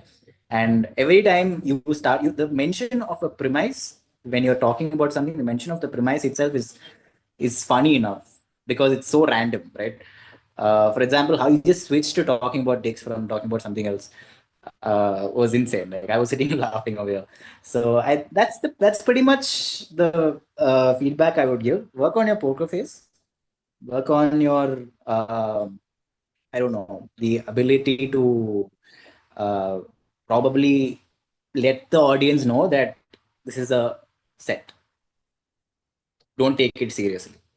But inevitably, I don't think like there are some audience who are woke enough to think, oh, she's depressed, she needs help. No, keep your set, keep it how it is. I think listen to Sai's advice a little bit, but also keep the poker face as it is. That's my feedback. I'm just going to add something. I've seen. Oh, am I muted? I've seen Monica do a similar set, not exactly the same, but her video, there was a set about being single and stuff like that. And it starts off being a little bit depressing, as in depressing from her perspective that she's still single and all those things. So when you start off saying, are you prepared to be depressed? So you could say that sentence, keeping the poker face as it is, with a little more life in the voice. So maybe the combination of a poker face and a serious delivery. Are you ready to be depressed? It sounded like that. It sounded like you're genuinely wanting us to be depressed. So maybe the voice intonation could be a little more lively and say, hey guys, I see you're having fun, but are you ready to be depressed? And then I'm not here to entertain you. This is a cry for help. So I don't know. You've heard from us. Now you decide where you want to take the story. But other than that, I think spot on. Everybody else has been extremely appreciative of your delivery and love it. It's amazing. I'm going to add Jafar because he's the last person we need to give feedback to. And thank you, Resha. Jafar, Hello. the What's up? feedback I give to Ayush is going to be similar to the feedback I give to you. There's a lot of, and Mhm. get it, and a lot of waiting for the audience to give you the feedback you're expecting. Verbally, you're actually saying it, that I'm wanting you to tell me that you get it, and you find that, are you not finding it funny? You're not, that you need to chisel out of your jokes over time. You shouldn't be doing that. It just makes no sense from a stand-up comedy perspective to go that far with asking for audience feedback. A few other things. We discussed this on the previous time we met online, that the story about your grandfather is funny, except that because you're using such big numbers, 48 children, 16, 3 wives, 48 children, all those things, it is distracting, at least for most people. They start doing other math in their heads. 48 people, 48 children, how did he manage the household? Like the stuff that you talk about anyway, they will do the math, and they'll be listening. They'll be one wheel will be churning, thinking about those things. How did the grandfather, and I'm assuming grandfather means at least say 60 years older than you, 50 years older than you.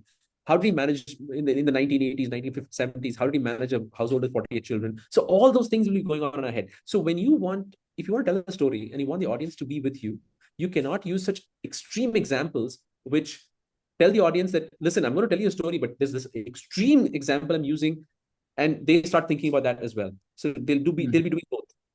So just be a little mindful of that you are telling a story which remains a story and not hyperbole. At 48 children, even if it's true, and I'm not doubting the story, I don't know your family's history, but even if it's true, 48 children is far too many for the audience to hold in their head. We cannot imagine, like, in our generation, two to three children is where we stop. I mean, that's the highest. So 48 is unimaginable to us, and that like completely derails the story in my view, at least. So be a little careful about that. Other than that, everything else was funny, and I mean, sex jokes always work, so there's no complaints on that. And the sex jokes which make fun of your family members, that makes the audience a little uncomfortable. Is he really going to make fun of his grandfather? Really? Is he that cool that he's making fun of his grandfather? That's how I would think of it. But sex jokes do work, and there's no question that this set is a winning set. Anybody else have any feedback? Please go ahead and join in and Yeah, share. I'll go. I mean, I've seen the same set before. Ayush, hang on. I think I saw Al's hand come up also. Oh, all right. Let me make sure that Al gets his 2 cents, and then I can add you. I got something to add on for the comedy tip, because you're talking about your grandfather's occupation, as a carpenter. So you're talking about the sperms and all that, and also the maths, the 16 by 3, which is 48. So how do you tag the children? So you're using the color coding, so you can actually color the sperm in order to tag the children. So in order to find them, how do you find the children or the grandchildren? So that's how you can actually put that like something, a tagline, in order to make it more funnier with your maths. So because your maths, somebody will be thinking about the maths. So but in order to make it funnier, it relates to his occupation. He's a carpenter. So in order to do that, he can paint his sperm, different color like yellow, red, blue, purple, whatever, to tag whichever family and which children. Yeah. Okay, that's all. Thanks. So Jafar, right there's another example of someone where the math was too strong. There's too much math, and it was like that's the only thing Al could think of. He's also thinking the same thing. So just that's a clue that maybe your hyperbole is going too far. Ayush, go ahead. Yeah, I mean, I only have good things to say. I've heard the set before, and then I was like, okay, it's doing the same set again. I might not find it funny again, but I found it funny like again. Like I found it funny twice, the same story. So I loved it a lot. Actually. So yeah, that's it. And I can add just one line to Jeffer. When Jeffer commented that his grandfather was a carpenter, I was looking for the next, which in my mind is a normal progression. You could have added, Jeffer, think we could add it. As a carpenter, he was good in the use of his tools. Guess it went on right to the bedroom. I have a similar punchline to that. But was my set audible completely? Because it was. He heard that good joke of yours. Maybe what Ralph is saying is maybe enhance it, because you said it very quietly, and the wood joke, you said it very quietly and you just moved on. if you could maybe like play it up a little, that might be helpful. I think that's what You could have milked it. You could have, basically, what I'm saying is you could have milked it further. Right. Anyway, thank you. Any other feedback, please? All right, so we have a poll for the mentors as well. Not just the mentors, I've added everybody in that list. Let me share that poll. Again, you can vote more than once. Wait a second. All right, let me share the link. Up to 2 times. Please go ahead and do that. And while that is happening, I'm going to drop. Jafar, anything that you want to share from your side? Otherwise, you'll drop. Sai, you're sent to the wrong one. Send to everyone. Oh, I did send it only to. Oh, sorry, did I send the wrong person? My bad. All right, I've just posted the link to the poll. And yeah, so this brings us to the end of the first session of Comeng Plus Idols. I hope you guys have had a decent time. You guys enjoyed it. And if you have any interest in performing and getting feedback, you know who to reach out to, ET, Lorna. If you know how to reach me, you can reach me as well, or just post it in the Comeng group. And while that is happening, let me get ET into the conversation, because from what I understand, Comeng is ET's baby. So maybe he can give us like a 1-minute history of Comeng. Oh, wow. It's not on the agenda. You caught me by surprise. Okay, so ladies and gentlemen, now we are coming to the history lesson. Yes, it will be get boring. So yeah, bear with me. No worries. You can put on all those tomatoes ready. You can throw it to me after this. And yes, here is the lesson for now. And it started on around 2017. It was on the local comedy club in Surabaya, Indonesia. The founder of the Comeng is Pak Alan Setiawan, DTM. And then during the pandemic, we can kind of close the on-site comedy club, and we moved into the online session. And I was the very first Comeng Reborn president. And we have here Abby, our third president, and then co-pres with Diana for the third term. And yes, the second term was Lai, he is a DTM. And last term it is Kajan, and now we have Lorna as the sixth. I think we can call it 7 because Abby served us twice for the term.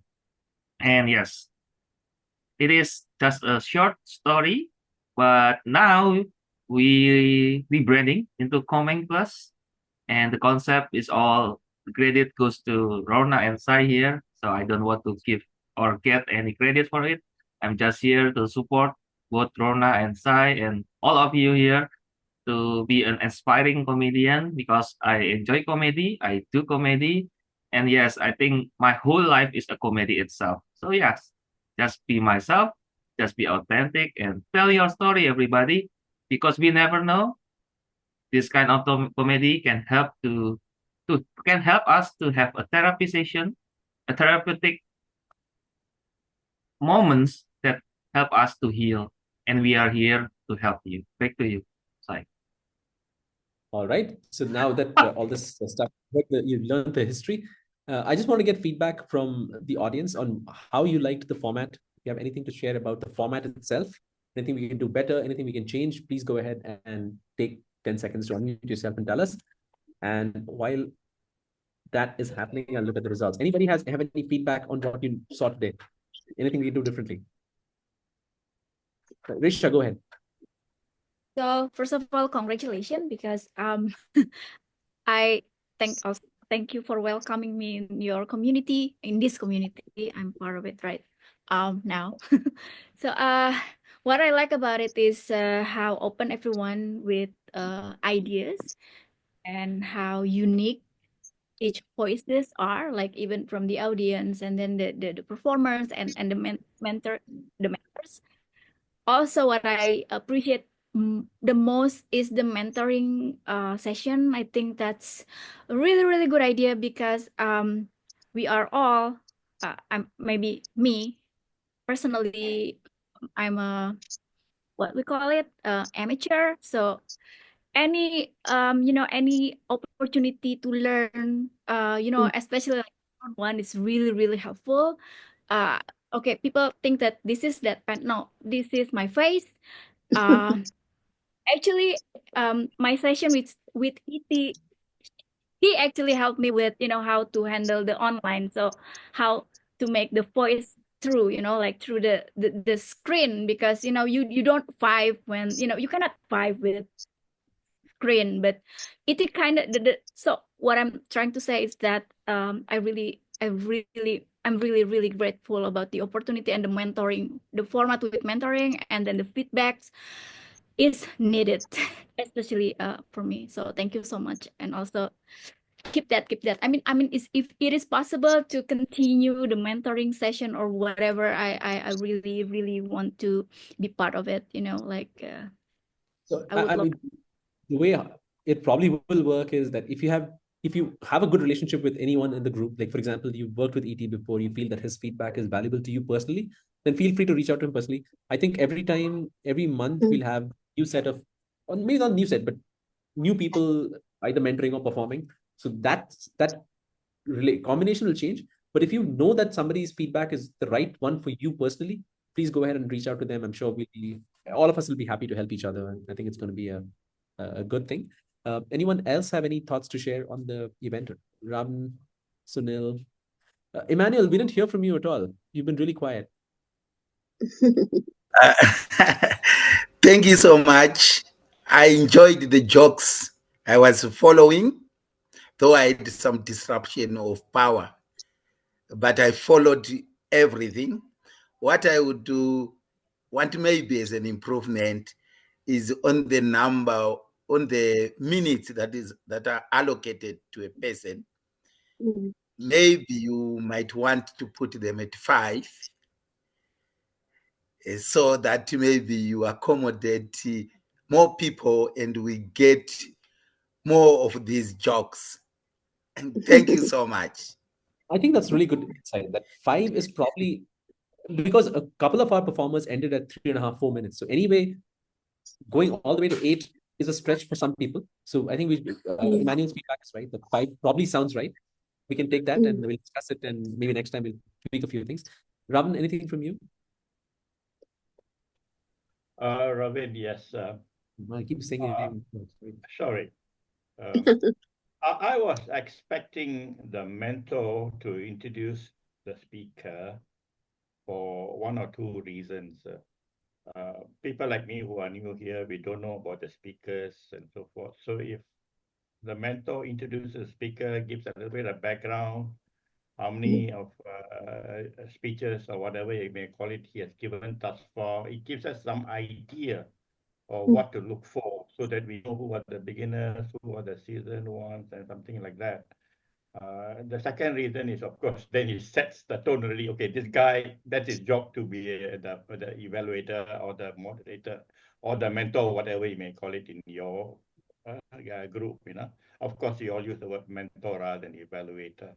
So I would suggest mention it upfront, so it gives us an idea and it gives us some background about the speech. I would appreciate that as a mere suggestion. Thank you. Yeah, we'll take it up as well. Lorna, ET, and I'll discuss it and make some tweaks. Sunil, anything for you?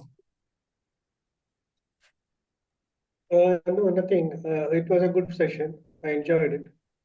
That's it.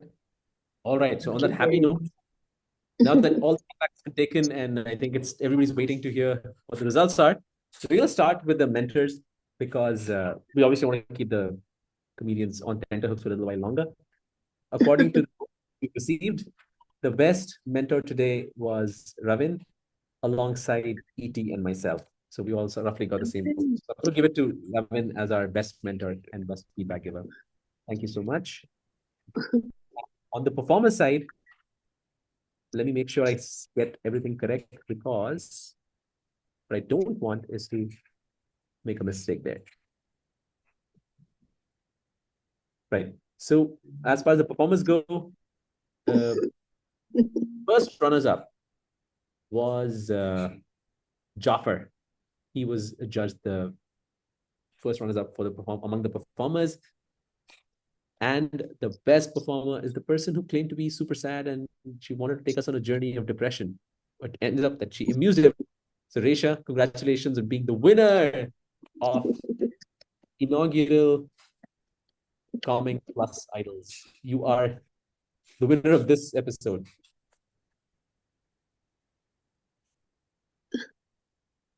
You're muted if you want to say something. Ouch, you're still muted. I don't know what happened. You're muted. Let me try and ask you to unmute. Do you see the request to unmute? There you go. Yeah. Thank you so much, guys. I learned so much from today's, like session, and also, yeah, I'm just so excited. I didn't show it, but I am genuinely very, very excited. I was, I told Lorna about it. I told E.T. about it, how excited I was. And thank you. Thank you. Thank you. That poker face of yours is coming handy. You can't even tell that you're excited. You're excited. Lorna, last but not the least, Yeah. let's Okay. have you tell us. So yeah, I'm so glad that we had this session, that we started. We did not have a session in January, but we were building up to this, having discussions with Sai, having discussions with E.T., and we came up with the concept that we had today. And I think it works. And thank you, Ravan, for your insightful comments around how we can improve. I also want to say today, I also have one of those faces. This is my natural look. It's not me being sad. I just have a sad looking natural face. So it does happen to the best of us.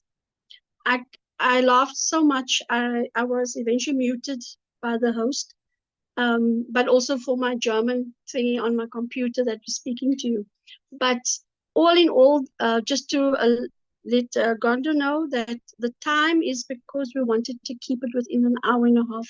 In fact, we're already over that hour and a half because we don't want to take up too much time. It's already late in your countries. We still have the afternoon left here in South Africa.